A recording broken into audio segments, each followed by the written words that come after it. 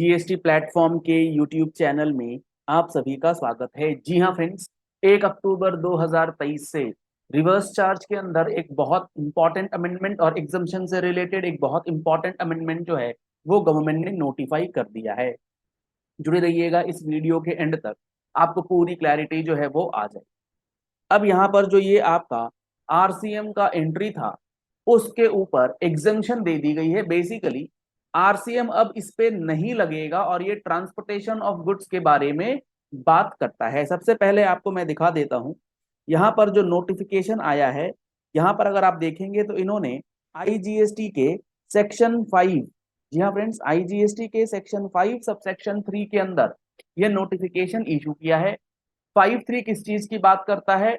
5.3 बात करता है mandatory reverse charge mechanism under IGST provision, यानी कि यहाँ पर जो टैक्स का पेमेंट करना है ये करना है रेसिपिएंट को, जो माल परचेज कर रहा है या जो सर्विसेज ले रहा है। ठीक है, अब यहाँ पर 5.3 के अंदर क्या अमेंडमेंट हुआ? इन्होंने कहा है कि जो हमने 5.3 के अंदर सर्विसेज बताई हैं कि किन किन सर्विसेज में रिवर्स चार्ज लागू होगा, इसके लिए इन्होंने नोटिफिकेशन 10/17 में पूरी लिस्ट दी है। अब उस लिस्ट के अंदर सीरियल नंबर 10 जो है और उसके अंदर जो एंट्रीज दी गई हैं उसे ओमिट कर दिया है, उसे डिलीट कर दिया है विथ इफेक्ट फ्रॉम 1 अक्टूबर 2023। मतलब ये कि 1 अक्टूबर 2023 से जो ये सीरियल नंबर 10 में एंट्रीज लिखी गई थी उसे अब डिलीट कर दिया गया है, उस पे आरसीएम जो है वो नहीं लगेगा। ठीक, और इसी की तरह अब जब यहां से आरसीएम के अंदर डिलीट किया गया है तो अब यहां पर गवर्नमेंट ने इसके पीछे साथ ही साथ एग्जम्पशन एंट्री जो है उसको भी चेंज किया है। और एग्जम्पशन एंट्री के अंदर इन्होंने बोला है कि जो आपका एग्जम्पशन नोटिफिकेशन था, एग्जम्पशन नोटिफिकेशन 9/2017, उसके अंदर हमने कुछ बदलाव, सारी टेक्निकल चीजों को एक सिंपल एग्जांपल में समझा देते हैं, आपको बिल्कुल क्लैरिटी आ जाएगी। सुनिएगा होगा क्या अब 1 अक्टूबर 2023 से। मान लो एक बंदा बैठा है यूएसए में। ठीक है, बंदा बैठा है कहाँ? यूएसए में। ये कौन है? ये है सप्लायर ऑफ सर्विस, ये है वेसल कंपनी या शिपिंग कंपनी। ये एक शिपिंग कंपनी है। अब ये शिपिंग कंपनी क्या करती है? ये शिपिंग कंपनी सर्विसेज दे रही है इंडिया में बैठे किसी पर्सन को जो इंपोर्टर है। ये क्या कर रहा है? ये यूएसए के किसी पर्सन से गुड्स इंपोर्ट कर रहा है। और गुड्स इंपोर्ट करेगा जब, तो यूएसए से इंडिया आने के लिए इसे जहाज की जरूरत होगी, वेसल की जरूरत होगी, शिप की जरूरत होगी।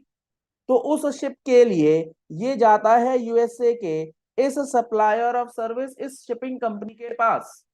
अब शिपिंग कंपनी जो इसको सर्विस दे रही है, अब इस शिपिंग कंपनी के द्वारा जो सर्विस दिया जा रहा है इस इंडियन इंपोर्टर को, इसमें दो तरीके से ट्रांजैक्शंस जो है वो रूट होते हैं। इसमें ट्रांजैक्शंस जो रूट होते हैं उसमें दो तरीके से, कैसे? एक होता है एफओबी वैल्यू, एक होता है सीआईएफ वैल्यू।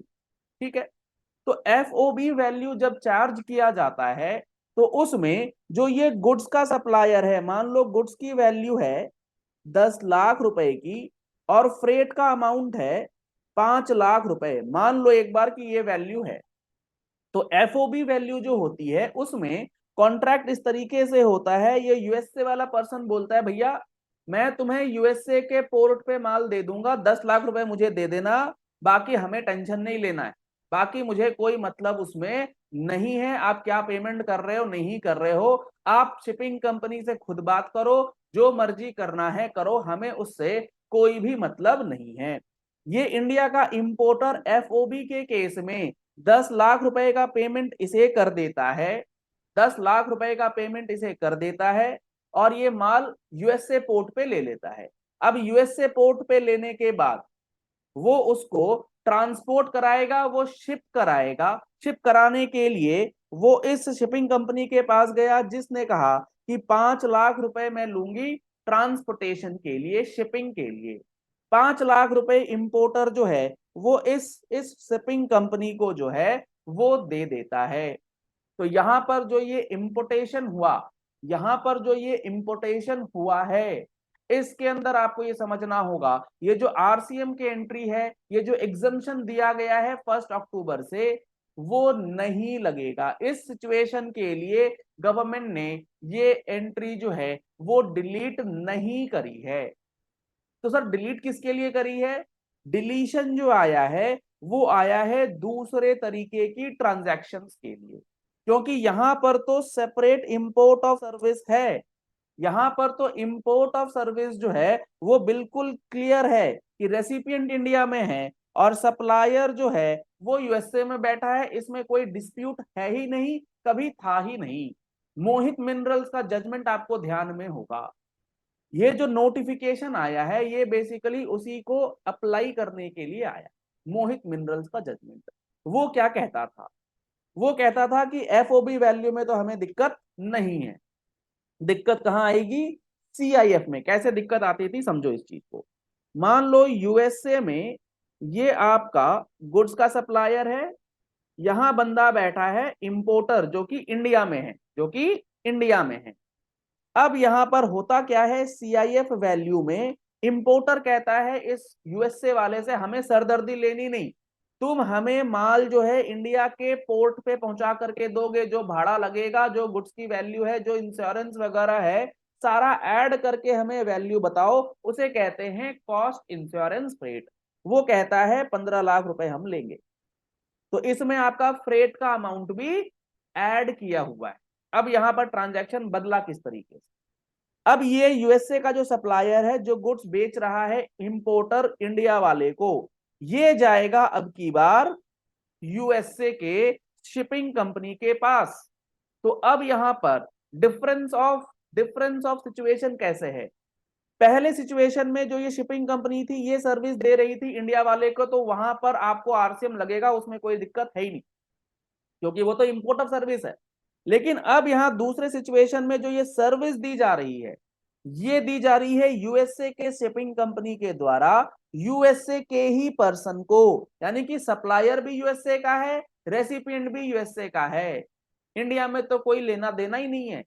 तो ये जो 15 लाख रुपए में 5 लाख रुपए, 15 लाख रुपए में जो ये 5 लाख रुपए का ट्रांसपोर्टेशन का अमाउंट है, इस पे 30 सितंबर 2023 तक आरसीएम की एंट्री ये कहती थी कि अगर आप इंपोर्टेशन कर रहे हैं और उस पे सर्विसेज ले रहे हैं ट्रांसपोर्ट का वेसल्स के through from a place located outside India to a place of customs clearance in India, यानी कि बाहर से इंडिया माल आएगा तो आरसीएम में इंपोर्टर को ही टैक्स का पेमेंट जो है वो करना पड़ेगा। मोहित मिनरल्स के जजमेंट में यही बोला गया कि ये तो बात गलत है, ये चीज तो सही लग नहीं रही। जब ये बंदा बाहर है, ये भी बाहर है, तो यहां पर टैक्सेबिलिटी नहीं आनी चाहिए।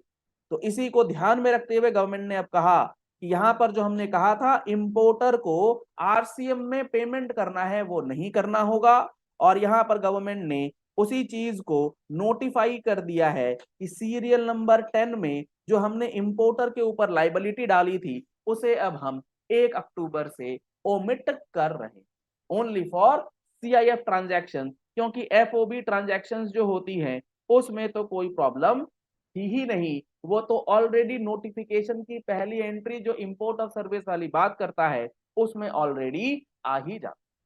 आशा करते हैं आपको ये बात पूरी अच्छे से समझ में आ गई होगी। अगर 1% का भी डाउट है तो आप नीचे कमेंट बॉक्स में अपनी क्वेरीज लिख सकते हैं। अगर आप इसको और अच्छे से बिल्कुल डिटेल में तसल्ली से समझना चाहते हैं तो आप क्या कर सकते हैं, अब आपको पूरा का पूरा कंप्लीट जीएसटी का कोर्स जो है वो प्रोवाइड किया जा रहा है 5,000 रुपए में और पूरे 6 महीने की वैलिडिटी के साथ।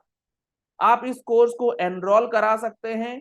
नंबर्स आपको स्क्रीन पे दिए गए, इन नंबर्स पे कॉल कीजिए, व्हाट्सएप कीजिए, आपको पूरी डिटेल्स जो है इसमें प्रोवाइड कर दी जाएगी। लिंक आपको वीडियो के डिस्क्रिप्शन बॉक्स में दिया गया है। इस पूरे कंप्लीट टॉपिक को भी हमने इसमें आपके लिए कवर अप करके दिया है।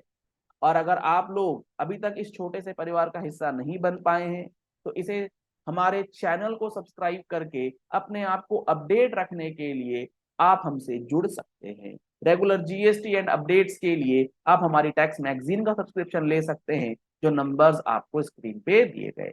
एनुअल रिटर्न भरने में दिक्कत आती है तो आप उसके लिए हमारा ऑनलाइन जो वेबिनार होने जा रहा है 2 अक्टूबर को, आप उसके लिए भी रजिस्ट्रेशन करा सकते हैं इन नंबर्स पे कॉल या WhatsApp. Thank you and have a nice day.